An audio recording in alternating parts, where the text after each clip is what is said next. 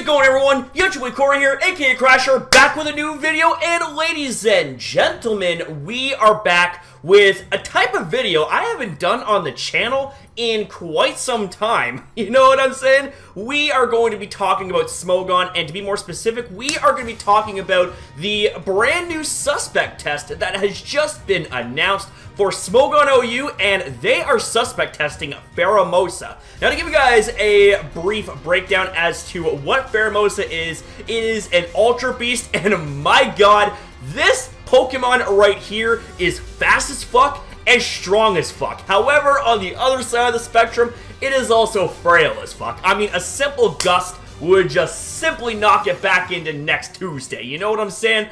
But aside from that, this Pokemon has a lot of good qualities about it. Great speed, great offenses, great move pool, has access to Quiver Dance, which is a 3-stat boosting move. It boosts your special attack, special defense, and speed all by 1 stage each. So, you know what I'm saying? This Pokemon has some pretty crazy things about it when it comes to its existence in the competitive scene.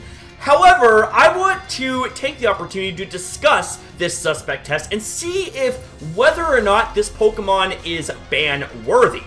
It's been a little while since I've done a video like this, so I gotta loosen my pipes up a little bit and kind of brush the rust off a little bit, so give your boy, you know, a little bit of a fighting chance up in this when it comes to this video. Let me know what you guys think about this in the comments down below, and let's get to it. So, Pheromosa has been one of the strongest Pokemon in SSOU ever since it was released with DLC 2, Crown Tundra. It has a devastating combination of superb attacking stats and nearly unmatched speed, meaning that not many Pokemon are capable of checking and countering it. Pheromosa also has the ability Beast Boost. Oh yeah, forgot about that, by the way. That ability allows for you, whenever you KO a Pokemon, the stat that is the highest numerically speaking will get a +1 boost. So, as an example, say if you are running a Pheromosa set with the attack being the highest number, well, whenever you were to KO a Pokemon, Beast Boost would proc, and your attack stat would be boosted by 1 stage. So, you can see how that would just absolutely snowball into a world of insanity if you come unprepared. So, already we are talking about some pretty big things going for Pheromosa. So, which means it can get even stronger or quicker upon getting a kill. Despite these impressive offensive characteristics, Pheromosa has to play the role of glass cannon due to its pitiful bulk. Yeah, it's really not that strong when it comes to its defenses and stuff like that. Oftentimes being unable to survive unboosted attacks. If you can get Pheromosa in safely, then it is going to deal out lots of damage with its various effective sets and practical move pool. That first paragraph right there is kind of like the too long didn't read version of like what Pheromosa is. But we're going to be getting into these paragraphs here, which, Jesus Christ, there's quite a bit to talk about here, so we might be here a while. Pheromosa can make use of both physically and specially oriented sets, too. It can also go mixed, so that's also a pretty lethal thing to consider. One of its physical sets is the hard-hitting Choice Band variant, hitting very hard with Stab, Close Combat, and U-Turn. Oh yeah, this Pokemon gets access to fucking close combat, and that is a very reliable fighting type move with the base 120 power. Of course, it drops your non-existent defenses down, but it doesn't really matter. This Pokemon can't take a hit anyways, whereas with something like High Jump Kick, which was its original fighting stab that it had to rely on, well, if it missed, well, there goes 50% of its health, you know what I'm saying? So, Close Combat is capable of putting a dent into even the most durable resist, whereas U-Turn allows for Pheromosa to deal respectable amounts of damage while retaining momentum and not having to take a hit if the opponent survives. That is very true, actually. U-Turn, while it's more or less meant to be, you know, kind of a move to chip away at the opponent and to also scout as well, with Choice Band and Stab boosting U-Turn, that move that's not necessarily meant to be a hard-hitting move is gonna hit very hard. Like, you know what I'm saying? Like, it's just ridiculous. It is true that plenty of Pokemon are capable of resisting this combination, however, such as Toxapex, Clefable, Tapu Fini, Landorcerian, and Zapdos.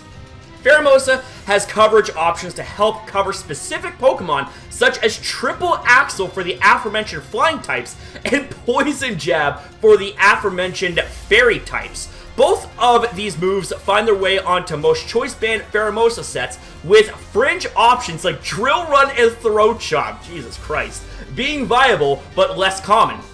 Choice Band Pheromosa undoubtedly has some counters like Toxapex and Buzzwole, and checks like Clefable and Tapu Fini that are very present in the metagame. It is worth noting that it occasionally is paired with Future Sight users like Slowbro, who can teleport into Pheromosa and potentially lead to the above Pokemon being incapable of switching into Pheromosa.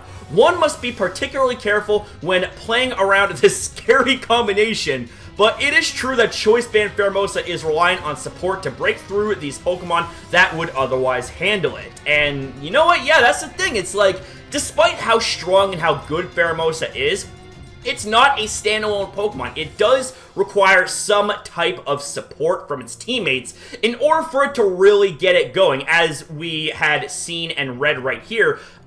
Future Sight being a good example. There's also entry hazards as well that allows for the opposing Pokemon to not only have their health being chipped away if they're not rocking the heavy duty boots, but also breaks away at sturdy, focus sashes, things like that. Any amount of good chip damage is beneficial for Pheromosa and its potential to sweep and KO the Pokemon and get Beast Boost to activate, and thus it's able to just snowball into just a complete beatdown. Like, it's crazy, you know what I'm saying? This Pokemon does require support, but once it has the needed support, unless you are able to take it out with priority, or if you're somehow faster than it, you might be in for a beatdown. A very brutal beatdown. But let's keep going here. While staying on the topic of physically based sets, Pheromosa can run heavy duty boots or even protective pads. Heavy duty boots allows for Pheromosa to sacrifice the power of Choice Band in order to be able to switch moves. And I also want to tech this in as well. Heavy duty boots allows for it to not take any damage or effects whatsoever from entry hazards. That means sticky webs, stealth rocks, spikes, toxic spikes. Any form of entry hazards is null and void for any user that has access to heavy duty boots. Like, that is actually pretty insane, you know? I gotta say, heavy duty boots is probably one of the best overall competitive items that has bolstered many Pokemon, especially if they are weak to entry hazards like stealth rocks. Like, heavy duty boots is actually, I think it's kind of a busted item. I absolutely love it though.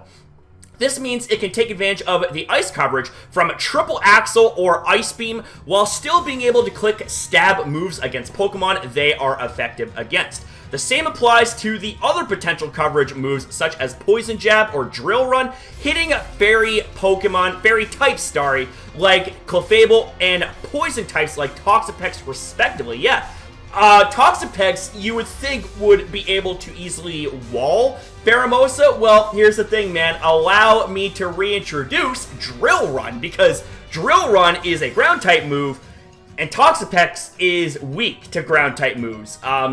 That doesn't necessarily mean that Toxapex is going to go down that easily, however, because Toxapex is a beefy fucker. It is very beefy. So, yeah, that would be a very interesting matchup, I think.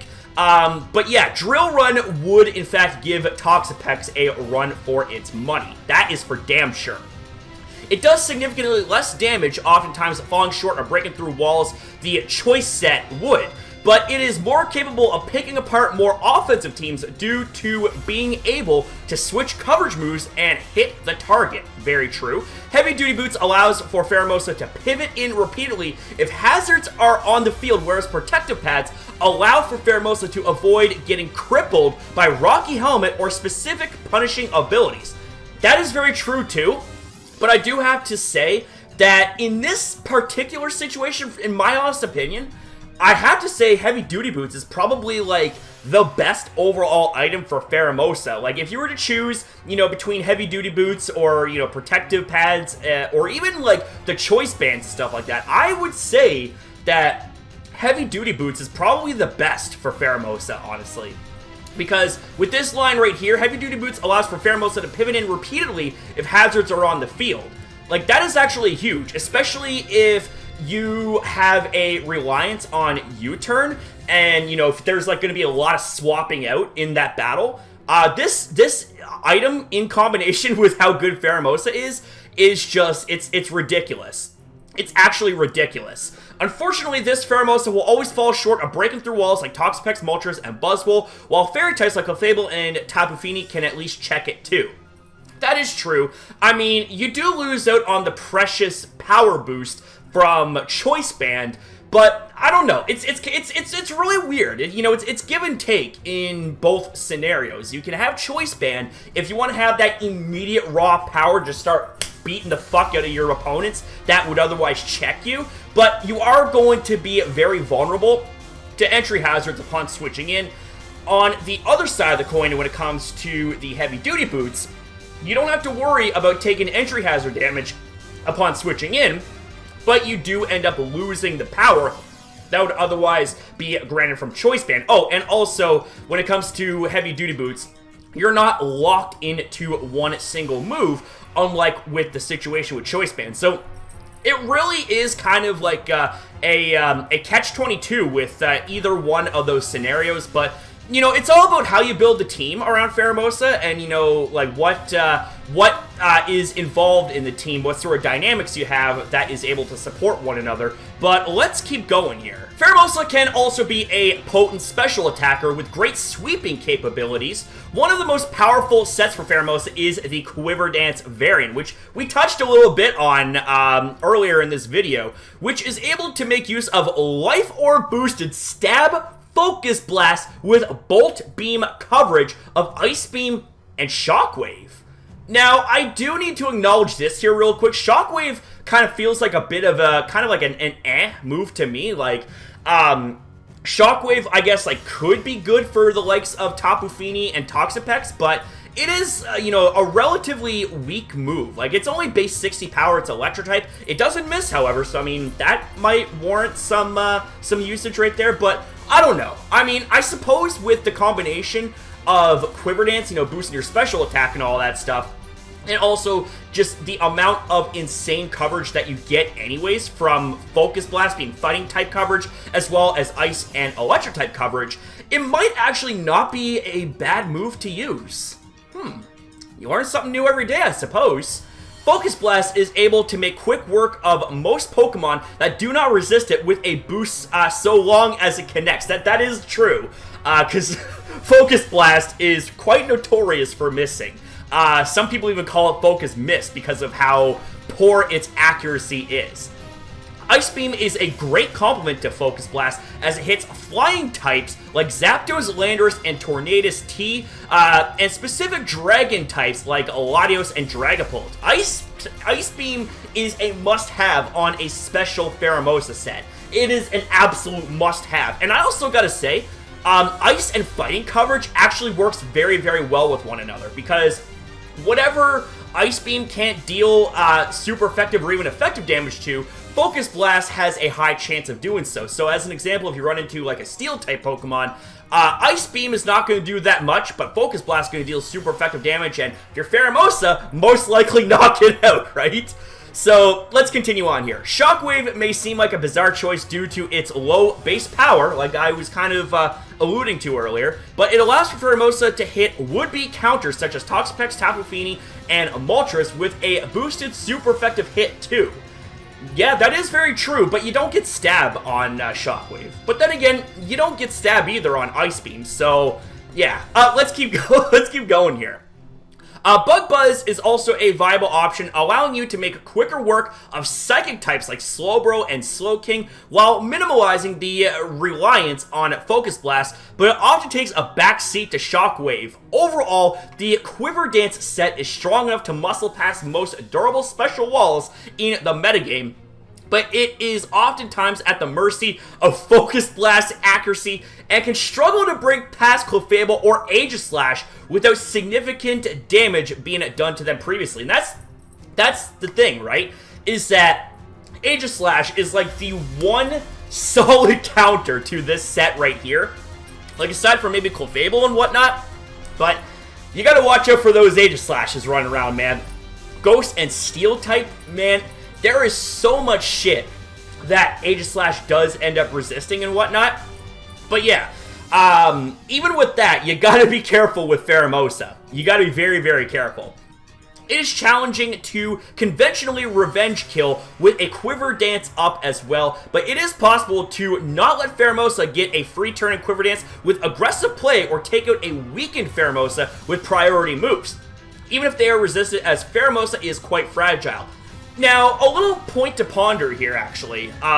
This right here, I'm kind of getting a bit of a flashback here, because back in Generation 7, the combination of Tapu Lele and Pheromosa were absolutely insane. Check me out on this. So, we have ourselves Tapu Lele with the ability that summons Psychic Terrain. Now, as long as Psychic Terrain up, we actually don't have to worry about priority moves. We actually do not have to worry about priority moves as long as Psychic Terrain is up, which means, ladies and gentlemen, that priority moves become null and void when it comes to Pheromosa. So that means that unless you're like a Regieleki or like a Scarf Pokemon with good speed, Pheromosa is going to be able to outspeed you, and you are going to be able to most likely take him out, if not deal heavy damage. So I do kind of want to keep that in mind as well. I want to kind of get that out there. Yeah. Tapu Lele is a very, very good Pokemon to have with Pheromosa, in my honest opinion. I know that the meta has changed because, you know, we're in a Generation 8 and all that stuff, but I like to think that Tapu Lele and Pheromosa are still kind of a good combo together. I like to think anyways. But let's keep going here. Pheromosa's Beast Boost makes it so that Pheromosa can snowball to uncontrollable levels if it's able to get a free kill. For example, the Quiver Dance set, getting a kill could mean another boost to special attack, which could allow for Pheromosa to muscle past a potential check. Or the Choice Band set, getting a kill could mean get a speed boost, which could make it impossible for an offensive team to revenge kill. Yeah, especially if Psychic Terrain is on the field, you're not going to be able to revenge kill this thing. Absolutely not. But if you don't have Psychic Terrain on the field and your opposing Pokemon has the ability to use priority, then that might be a bit of a different story with a written different ending. When you couple this with the immense threat that Pheromosa already poses to teams, it becomes clear that opposing offensive teams are going to struggle to contain Pheromosa, especially if they do not have multiple forms or strong priority, as trading fodder can end in being swept. Yeah, that's right. That is right. The main issue with Pheromosa is that the main checks and counters to it are seen as top-tier Pokemon, such as Toxapex or Clefable, and that Pheromosa has lackluster bulk, all of which is very true. It is true that these two Pokemon have good matchups with Pheromosa, but even this is not foolproof with the rise of Shockwave and Poison Jab as options on Pheromosa. Also a very good point.